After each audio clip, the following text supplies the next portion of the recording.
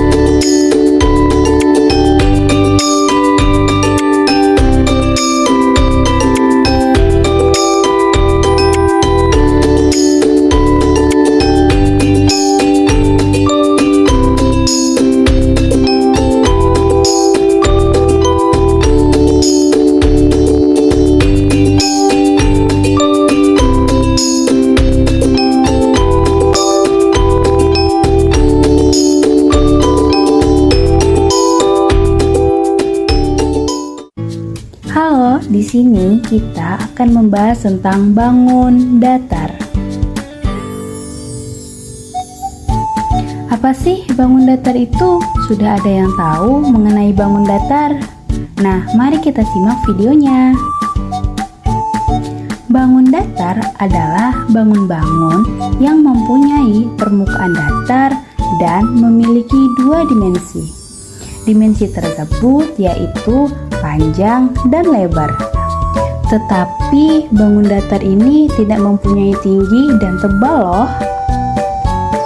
Apa saja ya bangun-bangun yang termasuk bangun datar?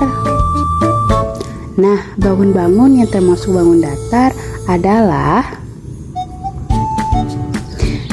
yang pertama yaitu persegi panjang, yang kedua persegi, yang ketiga lingkaran, yang keempat segitiga, yang kelima trapesium, yang keenam jajar gejang, yang ketujuh belah ketupat, dan yang terakhir yaitu layang-layang. Nah, sudah tahu kan apa bentuk-bentuk dari bangun datar? Nah, sekarang kita membahas tentang jenis-jenis bangun datar. Apa saja ya jenis-jenis dari bangun datar? Yang pertama segitiga, yang kedua ada persegi, yang ketiga persegi panjang, yang keempat jajar genjang, yang kelima belah ketupat, yang keenam layang-layang, yang ketujuh trapesium, yang kedelapan lingkaran. Yang pertama yaitu segitiga.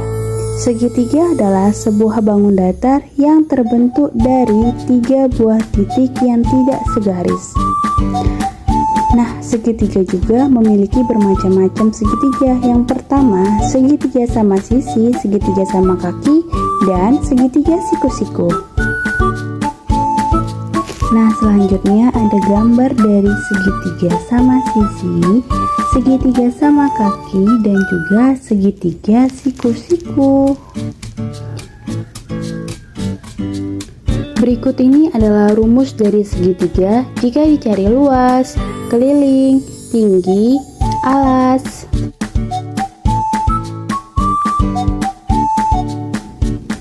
Yang kedua yaitu persegi. Persegi adalah bangun datar 2 dimensi yang dibentuk oleh 4 sisi yang sama panjang dan keempat titik sudutnya membentuk sudut siku-siku 90 derajat. Selanjutnya yaitu rumus dari persegi jika ditanya luas, keliling, sisi, ataupun diagonal. Yang ketiga yaitu persegi panjang. Persegi panjang adalah bangun datar 2 dimensi yang mempunyai 2 pasang sisi sejajar yang sama panjang dan mempunyai 4 titik sudut siku-siku. Selanjutnya yaitu rumus dari persegi panjang jika ditanya luas, keliling, panjang, lebar, dan diagonal. Yang keempat yaitu jajar genjang. Jajar genjang adalah bangun datar 2 dimensi yang tersusun oleh 2 pasang sisi yang sama panjang dan sejajar serta mempunyai 2 pasang sudut yang sama besar. Selanjutnya yaitu rumus dari jajar genjang. Jika ditanya keliling, luas, sisi alas, sisi miring, T diketahui L atau A diketahui L. Selanjutnya ada belah ketupat. Belah ketupat keempat sisi memiliki panjang yang sama. Inilah yang membedakannya dengan jajar genjang. Berikutnya ada rumus dari belah ketupat untuk mencari rumus keliling dan rumus luas. Yang keenam ada layang-layang. Layang-layang adalah bangun datar yang dibentuk oleh 2 pasang sisi yang masing-masing pasangannya sama panjang dan saling membentuk sudut. Rumus dari layang-layang memiliki rumus keliling dan luas, di mana rumus keliling sama dengan AB tambah BC tambah CD tambah EA, sedangkan rumus dari luas sama dengan setengah kali diagonal 1 dikali diagonal 2 sama dengan setengah dikali AC kali BD. Yang ketujuh ada trapesium. Trapesium adalah bangun datar 2 dimensi yang dibentuk oleh 4 buah rusuk yang 2 diantaranya saling sejajar namun tidak sama panjang. Selanjutnya ada macam-macam dari trapesium. Yang pertama ada trapesium sama kaki. Yang kedua ada trapesium siku-siku. Yang ketiga ada trapesium sembarang. Nah, yang kedelapan ada lingkaran.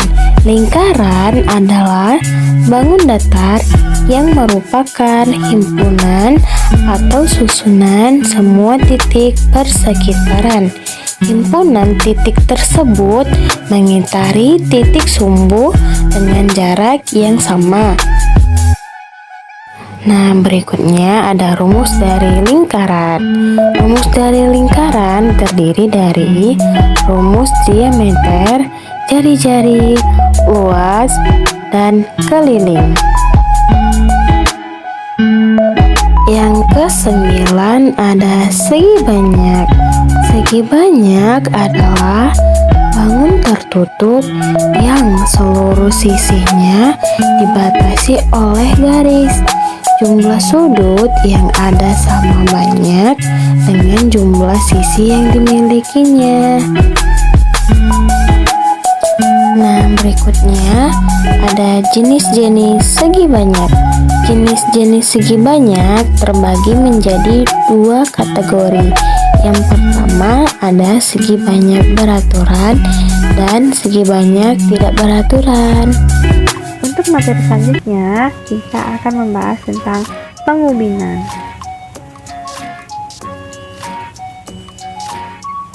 Apa sih itu pengubinan? Pengubinan merupakan penempatan bangun datar dalam suatu luasan secara tepat tanpa celah.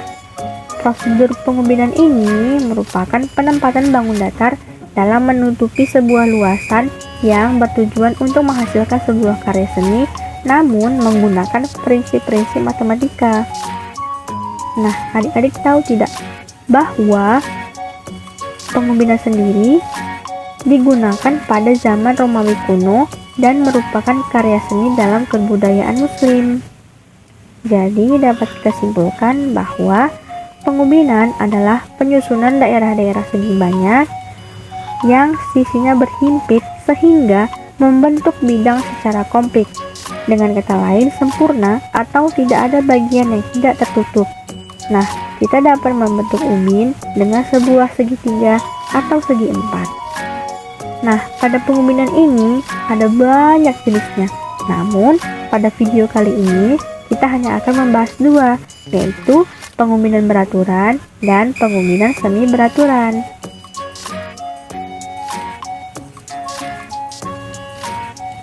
Untuk yang pertama, kita akan membahas tentang pengubinan beraturan. Pengubinan beraturan atau regular tessellation adalah pengubinan dengan satu macam ubin poligon beraturan yang semuanya kongruen. Seperti pada gambar berikut.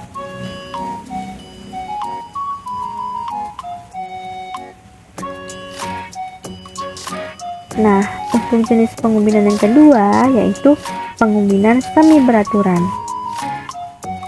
Yang mana pengubinan semi beraturan atau semi regular tessellation adalah pengubinan yang menggunakan dua atau lebih N segi beraturan. Seperti gambar berikut. Nah, pada pengubinan jenis ini setiap titik sudutnya bersekutu 3 atau lebih poligon beraturan. Kemudian ada 2 atau lebih jenis poligon yang setiap jenisnya kongruen. Kemudian panjang sisinya semua poligon sama. Dan urutan siklis jenis poligon yang bersekutu di setiap titik persekutuan adalah sama.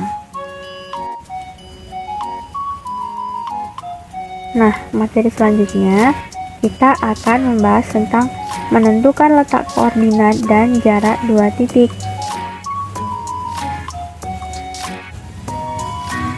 Adik-adik tahu tidak bahwa alat bantu untuk menentukan titik koordinat adalah dua garis bilangan, yang mana garis bilangan tersebut adalah garis bilangan X, yang mana garis bilangan X tersebut bisa disebut dengan sumbu X, dan garis bilangan Y yang biasa disebut dengan sumbu Y.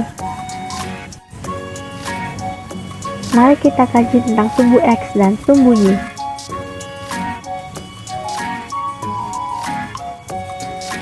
Sumbu X adalah garis bilangan yang posisinya mendatar atau horizontal dan merupakan garis yang diwakili oleh bilangan pertama, seperti pada gambar berikut.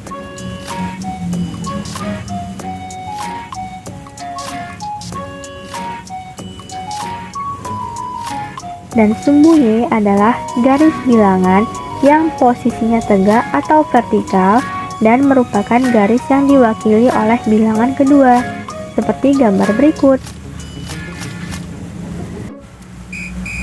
Nah, untuk bisa menentukan letak koordinat, maka kedua garis bilangan itu harus dipertemukan dengan pusat bertemu pada titik 0, menjadi seperti ini. Nah, kakak akan memberi contoh untuk mencari posisi pada sebuah titik koordinat. Misalnya, diketahui sebuah posisi terletak pada titik koordinat 3,4. Nah, untuk langkah pertama, kita harus mencari pada sumbu X. Terlihat pada gambar, yang mana pada sumbu X kita letakkan titik pada bilangan 3, seperti pada gambar. Kemudian untuk langkah kedua, kita letakkan bilangan 4 pada sumbu Y seperti pada gambar. Nah, setelah kita letakkan titik pada bilangan 3 dan 4, kemudian kita tarik garis secara vertikal mulai dari titik X sama dengan 3 sampai setinggi titik Y sama dengan 4, dan garis horizontal mulai dari titik Y sama dengan 4 sampai sejajar titik X sama dengan 3, seperti pada gambar berikut.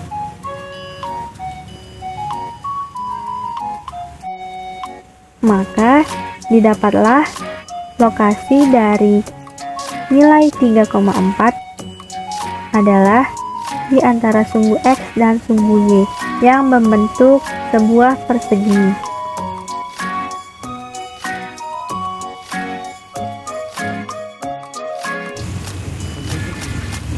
Nah, kemudian kakak akan memberikan contoh bagaimana cara menentukan jarak dua titik pada koordinat. Misalnya, hitunglah jarak yang dibentuk oleh titik A 3,1 dan titik B 7,4. Nah, untuk menghitung jarak titik A dan titik B, kita harus menentukan terlebih dahulu nilai X dan nilai Y. Bagaimana caranya? Nah, untuk langkah pertama, kita harus membuat terlebih dahulu titik-titik yang sudah diketahui dan memecahnya. Maka diperolehlah A sama dengan 3,1 yang mana setelah kita pecah Y1-nya sama dengan 1, X1-nya sama dengan 3. Dan untuk nilai B, yang mana nilai B adalah 7,4, yang diperoleh adalah Y2-nya sama dengan 4 dan X2-nya sama dengan 7. Nah, setelah kita pecah, langkah berikutnya yaitu kita mencari nilai X dan nilai Y. Yang mana untuk menilai atau untuk mencari nilai X dan nilai Y, kita harus mengurangkan nilai pecah yang kedua dan nilai pecah yang pertama. Maka diperolehlah hasil sebagai berikut. Untuk nilai X, X2 dikurang X1, X2-nya adalah 7 dan X1-nya adalah 4, maka hasilnya adalah 3. Dan untuk nilai Y, Y2-nya adalah 4 dan Y1-nya adalah 1, maka diperolehlah hasilnya adalah 3. Nah, karena nilai X dan nilai Y sudah diketahui, maka langkah berikutnya yaitu kita hitung jarak titik A dan titik B dengan menggunakan rumus Pythagoras dengan AB sebagai sisi miring. Yang mana rumusnya adalah AB kuadrat sama dengan X kuadrat ditambah Y kuadrat. Nah, kita masukkanlah ke rumus. Yang mana X-nya adalah 3 dan Y-nya adalah 3. Maka jika dikuadratkan, kedua bilangan tersebut menjadi 16 dan 9 dan dijumlahlah 16 dan 9 tersebut. Maka hasilnya adalah 25. Nah, untuk menghilangkan nilai kuadrat pada AB, maka nilai 25 kita akarkan menjadi akar 25. Nah, diperolehlah hasil dari akar 25 adalah 5. Jadi, dapat kita simpulkan bahwa jarak antara titik A dan titik B adalah 5 satuan. Nah, itulah adik-adik pemaparan materi dari kelompok kakak. Semoga bermanfaat untuk adik-adik semua. See you next time on the next video. Dadah!